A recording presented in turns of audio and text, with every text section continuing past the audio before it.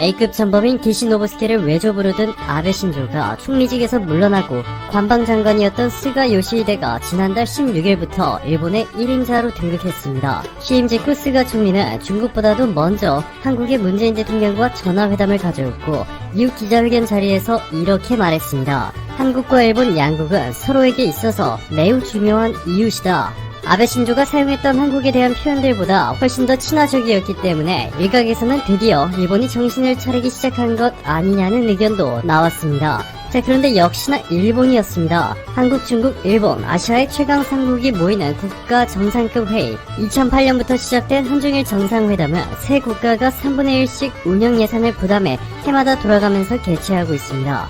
2008년에는 일본의 후쿠오카, 2009년에는 중국의 베이징, 2010년 대한민국 제주도, 2011년 일본 도쿄, 2012년 중국 베이징, 이런 식으로 말이죠. 그리고 올해 한국 서울에서 한중일 정상회담이 개최될 예정인데 최근 스가 총리는 일본은 한국에 가지 않을 수도 있다며 한국의 황당한 조건을 요구하고 있습니다. 교도통신은 일본 정부 소식통을 인용해 일본 정부가 한중일 정상회담에 참석하는 대신 지난달 한국 법원이 압류한 일본 기업의 한국 내 자산을 현금화하지 않겠다는 보증을 요구했다. 한국이 현금화할 우려가 발생하면 스가 총리는 한국에 가지 않을 것이다. 올해 한중일 정상회담을 개최하지 못할 것이다 전했습니다. 즉 일본은 현재 한국을 포함한 국제사회를 설득할 어떠한 논리나 증거도 가지고 있지 못하다 보니 이제는 해마다 열리는 국가 정상회담 일정까지 외교카드로 사용하는 치졸함을 보여주고 있습니다. 이에 대해 심지어 일본 언론들조차 상당히 창피해하고 있는데요. 교도통신은 일본은 이전에 정상회담 참석을 외교카드로 쓴 다른 나라의 수법을 강력히 비판해온 경위가 있다. 일본 정부의 이번 대응은 모순된다는 인상을 결코 부정할 수 없다 보도했습니다. 불과 5년 전만 하더라도 한국은 일본의 무리한 요구들을 모조리 들어줬지만 지금은 상황이 완전히 바뀌었습니다. 일본의 경제성장을 주도했던 샤프, 도시바 반도체 등의 전자기업들은 한국의 삼성과 LG와의 경쟁에서 밀려 대만 혹은 다른 나라에 매각됐고 수십 년간 일본 1위 기업으로 일본을 대표해온 토요타는 최근 현대차의 압도적인 성장에 벌벌 떨고 있습니다.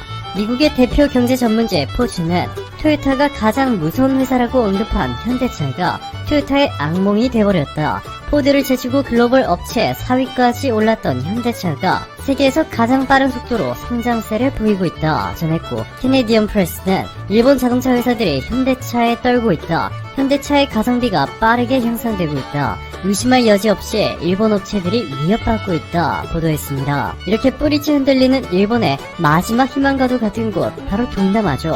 수십 년 전부터 일본의 자본이 대량으로 유입되다 보니 자연스럽게 아세안 국가 국민들은 일본의 문화와 일본 제품에 너무나 익숙해져 버렸습니다. 자, 그런데 지난 수년간 기적 같은 일이 일어났습니다. 일본과 중국의 모든 인프라 공사와 신도시 건설 등을 맡겨왔던 동남아시아가 최근 일본을 손절하고 한국에 절대적으로 의존하기 시작했습니다. 현재 동남아시아에서 가장 핫한 사업은 단연 스마트시티 건설입니다. 태국, 베트남, 인도네시아 등 아세안 상위 국가들은 최대 40조 원이 넘는 자금을 투입해 미래형 신도시를 건설하기 위해 혈안이 돼 있죠. 최근 수십 년 동안 동남아시아가 전 세계에서 가장 빠르고 지속적인 경제 성장을 보여주었다 보니 현금은 도둑해졌지만 최첨단 스마트시티를 건설하기에는 경험과 기술력이 턱없이 부족한 상황입니다.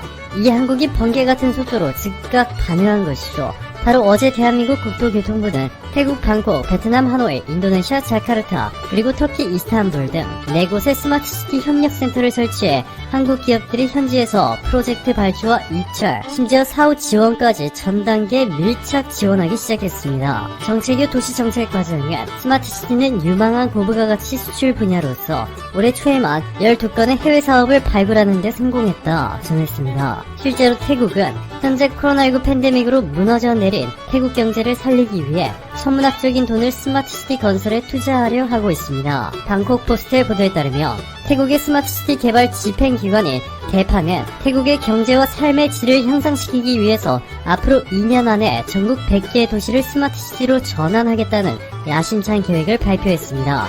태국의 수도 방콕에서는 이미 시작됐고 앞으로 치앙마이, 푸켓, 폰켄, 촌부리, 라용, 사층사오 등의 지방도시들을 모두 미래형 신도시로 완전히 탈바꿈시킬 예정입니다. 나라 전체를 갈아엎는 그야말로 태국 역사상 최대 규모의 프로젝트인데요. 몬삭 수차룬뚱 태국 대파 부회장은 매일경제신문과의 인터뷰에서 현재 미국과 중국의 무역 갈등이 격화되면서 중국 기업이 태국에 무서운 속도로 진출하고 있다. 스마트시티 분야에서 강한 한국이 빨리빨리로 태국에서 중국보다 먼저 첫 성공 사례를 만들어주길 바란다 라며 대놓고 한국에 대한 무한한 신뢰를 표시했고, 또한 그는 세계 최초로 5G 통신망을 상용화할 정도로 뛰어난 기술력을 보유하고 도시건설 경험이 풍부한 한국에 태국의 스마트시티 시장은 활짝 열려있다 라며 공개적으로 한국의 참여를 부탁했습니다. 몬삭 부회장은 한국형 도시에 대해 배우기 위해 최근 서울을 찾았는데 특히나 한국의 대중교통 시스템에 감탄을 멈출 수 없다고 전했습니다. 태국은 스마트시티를 건설하는 데 있어서 토지와 노동력, 자원은 풍부한데 기술이 부족하다. 디지털 기술 강국인 한국이 이를 메워줄 수 있다. 스마트시티 중 교통, 농업, 관광, 헬스 등의 분야에서 한국의 이익을 공유할 수 있는 윈윈 모델을 개발하고 싶다 호소했습니다. 이렇게 한국에 무한한 애정 공세를 보내고 있는 국가는 태국뿐만이 아닙니다. 문재인 대통령과 마하티르 모하마드 말레이시아 총리는 말레이시아의 프트라자야시에서 스마트시티 협력을 위한 MOU를 체결했고, 미얀마가 한국 정부에 한국의 분당이나 일산과 같은 한국형 도시를 개발하고 싶다 라며 도움을 요청하자 한국의 LH공사가 현재 가장 빠른 속도로 미얀마에서 달라신도시 프로젝트를 추진하고 있습니다. 일본 국제협력기구와 손잡고 고속도로와 건설 사업을 진행했던 베트남은 난리가 났습니다. 다낭과 꽝흥하이를 잇는 139.2km에 육박하는 초대형 고속도로 건설 프로젝트에 쏟아부은 돈만 1조 9,400억 원. 자, 그런데 충격적이게도 지금 보시는 것처럼 최근 고속도로가 완공되자마자 고속도로 일부분이 심각한 사고를 유발할 정도로 돌출되고, 또 다른 부분은 함몰되는 등 부실공사 논란이 베트남을 충격에 몰아넣고 있습니다.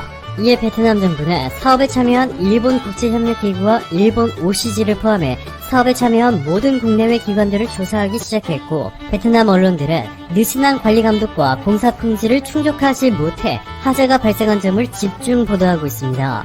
이에 화가 난 베트남은 결국 한국의 도움을 요청했고, 현재 진행 중인 메콩델타 스마트시티 프로젝트도 한국에 의존하려 하고 있습니다. 동남아 1위 국가인 인도네시아에서의 상황도 마찬가지입니다.